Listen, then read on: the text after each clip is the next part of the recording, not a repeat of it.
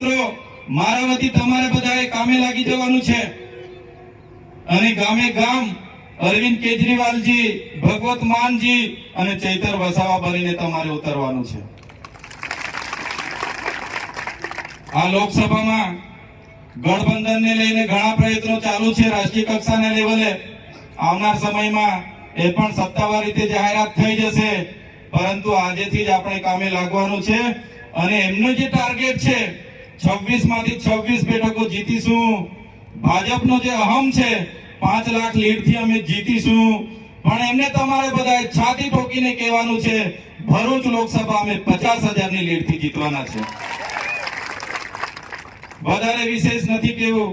આજે આપણી વચ્ચે જ્યારે આપણા મહાસચિવ ઉપસ્થિત હોય તો આજના પ્રસંગમાં તમે ટૂંકા મેસેજ થકી જુદા જુદા વિસ્તારોમાંથી આજે તમે અહીંયા બધા ઉપસ્થિત થયા છો।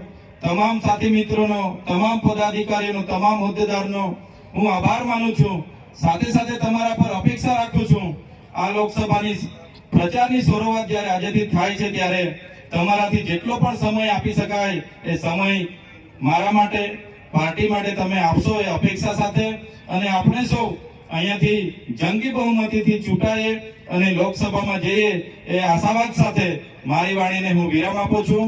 જય આદિવાસી, જોહાર। એટલે જીતવી છે આપણી પાસે કંઈક લક્ષ્ય તો હશે ને કે આ જીતવાનું કારણ શું? ભાજપ વાળા જેમ દર ચૂંટણીએ કહે છે જીતવું છે, જીતીને શું કરવું છે કોઈ નથી ખબર। 30 વર્ષથી એમના ચૂંટણી જીતતા આવે કે ભાઈ 5 લાખની લીડથી જીતવું છે, 2 લાખથી જીતવું, જીતીને શું કરવું છે તો કે હરણી વાળા કાંડ કરીને બોટમાં છોકરા મારવા છે, ક્યાંક મોરબી કાંડ કરવો છે, ક્યાંક નકલી કચેરી ખોલવી। આપણે શું કામ જીતવું છે?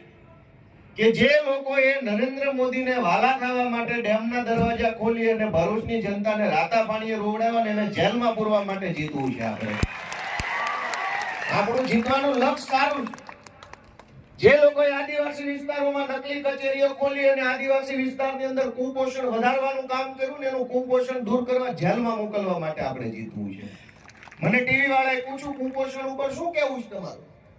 કેમ કે કુપોષણના આંકડા વિધાનસભામાં રજૂ થયા અને એમાં એવો રિપોર્ટ આવ્યો કે જે 2 વર્ષ પહેલા 1.25 લાખ બાળકો કુપોષિત હતા, હવે 5 લાખ થઈ ગયા, કુપોષણ વધ્યું। એટલે મને પૂછ્યું ટીવી વાળાએ શું કહેવું છે? મેં કીધું ભાજપના કોઈ ધારાસભ્યના છોકરા કેમ કુપોષિત નથી? ભાજપના સાંસદ સભ્યોના છોકરા કુપોષિત નથી, બોર્ડ નિગમના ચેરમેનોના છોકરા કુપોષિત નથી, કેમ કે ટાઈમે મલાઈ ખાવા મળે છે, સત્તાની મલાઈ, ભ્રષ્ટાચારની મલાઈ, કોન્ટ્રાક્ટની મલાઈ। ગરીબના છોકરા કુપોષિત રહી ગયા છે। એને પોષણ આપવા માટે ચૈતરભાઈ વસાવાને જીતાડી સંસદમાં મોકલ્યા। પછી એને મને પૂછ્યું કે ભાઈ છતાંય આ તો તમારો રાજકીય જવાબ થયો, કુપોષણ વિશે શું કહેવું છે? મેં કીધું હવે ભાઈ બહેન જે એમ કરવું એને તમે બહુ આગ્રહપૂર્વક પૂછો તો તમને હું હાવ સાચું કહી દઉં કે કુપોષણ એટલા માટે છે કે સરકારમાંથી કરોડો રૂપિયાની ગ્રાન્ટ પોષણ માટે ફાળવવામાં આવી, પણ ભાજપના ખૂંટિયા ખાઈ ગયા એટલે છોકરા કુપોષિત રહી ગયા। ખૂંટિયા ખાઈ ગયા વચ્ચેથી, આખલા ચડી ગયા બધું। ગરીબના ભાગમાં શું આવ્યું? દુઃખ આવ્યું, પીડા આવી। અને એટલા માટે આપણે બધાએ લડવાની જરૂર છે। આપણી પાસે એક સપનું છે, એક વિઝન છે કે જીત્યા પછી શું કરવું છે। આ ચૈતરભાઈ સતત સક્રિય રહ્યા, આદિવાસી વિસ્તારોની તમામ નકલી કચેરીઓની માહિતી મેળવીને ભાડો ફોડીને આખા ગુજરાતને બતાવ્યું કે આવી રીતે પૈસા ખાઈ જાય છે અને એટલે એને જેલમાં પૂરી દીધા। ચૈતરભાઈ આ તો હવે તમે છૂટી ગયા એટલે હું કહું, ભાજપ વાળા કે ચૈતર વસાવાનું શું કામ તમે કે ચૂંટણીમાં આગળ કરવા માંગો છો? ભાઈ રાજપીપળાની જેલમાંથી સાંસદ બનવાનો 1 મહિનાનો કોર્સ કરીને આવ્યા, હમણાં કોર્સ કરીને આવ્યા। અમારો મૃત્યુ વ્યવસ્થિત છે એટલે અમે જીતાડવા માંગીએ। તમારી પાસે હોય આવો કોઈ કોર્સ કરેલો તો કયો? એની પાસે કોર્સ કરેલા છે, નાળું ખાવાના કોર્સ કોઈ કર્યા, રોડ ખાઈ જવાના કોર્સ કર્યા છે, કોઈ આખી ગ્રાન્ટ ખાઈ જવાના કોર્સ કર્યા છે। બહુ કઠણ પેટના માણસો છે, રોડ ખાઈ જાય તો પચી જાય છે, એટલે પાણા પચે નહીં આપણને, માણસને તો અનાજ પચે, પાણા નો પચે, રોડ ખાઈ જાય છે, રોડ કઈ ખાતા નથી। એટલે આપણે બધાએ એક સપના સાથે, એક લક્ષ્ય સાથે કે ગુજરાતની અંદર જે રીતે છેલ્લા 30 વર્ષથી ભાજપ વાળાએ ગુજરાતની જનતા ઉપર અત્યાચાર કર્યો છે, સતત અને સતત અન્યાય કર્યો છે લોકોને, એની સામે લડવા માટે ક્યાંકથી તો એક નાનકડી એવી ચિનગારી આપણે જલાવવી પડશે. એક ચિનગારી જાગે પછી તો આખા ગુજરાતની અંદર એનો પ્રકાશ ફેલાશે. અને એની આપણને આપણા માટે આ એક બહુ સારો મોકો છે. ભરૂચ લોકસભાની જે વિધાનસભાની જે ભૌગોલિક સ્થિતિ છે, એના સામાજિક સમીકરણો છે, એ ખરેખર બહુ સારા છે. અને સોનામાં સુગંધ ભળી ચૈતરભાઈ વસાવા મળી ગયા આપણને. સીટે હારી, માળાએ હારો, એમાંય પછી પાર્ટી હારી.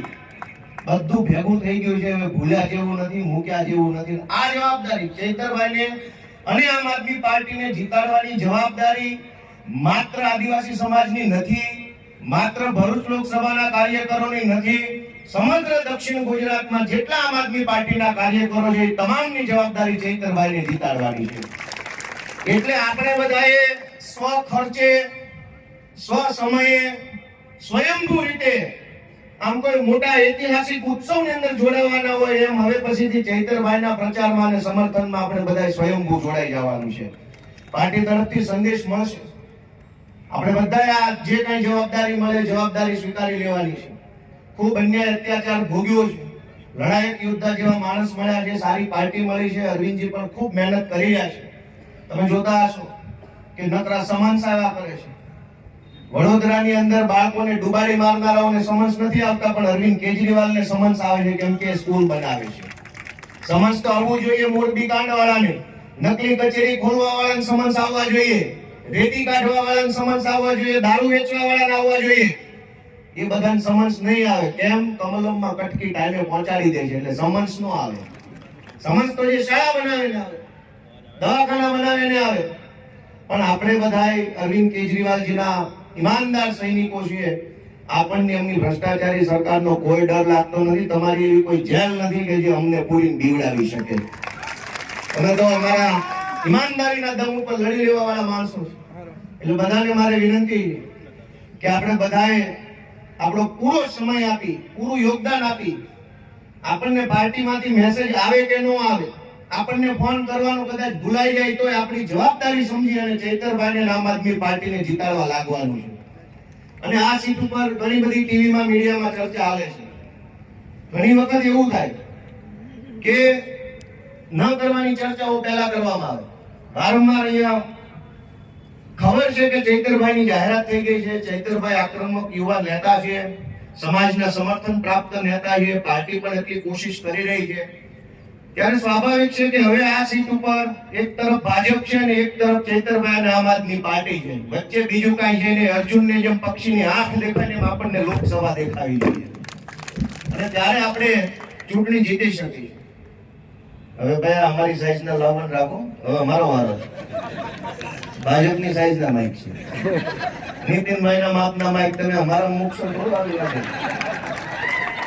અમારે ઉમેશભાઈ જોવો, એને માઇક થયું ને તો ધીમો અવાજ આવતો નતો આવતો. આપણે એકાદ વખત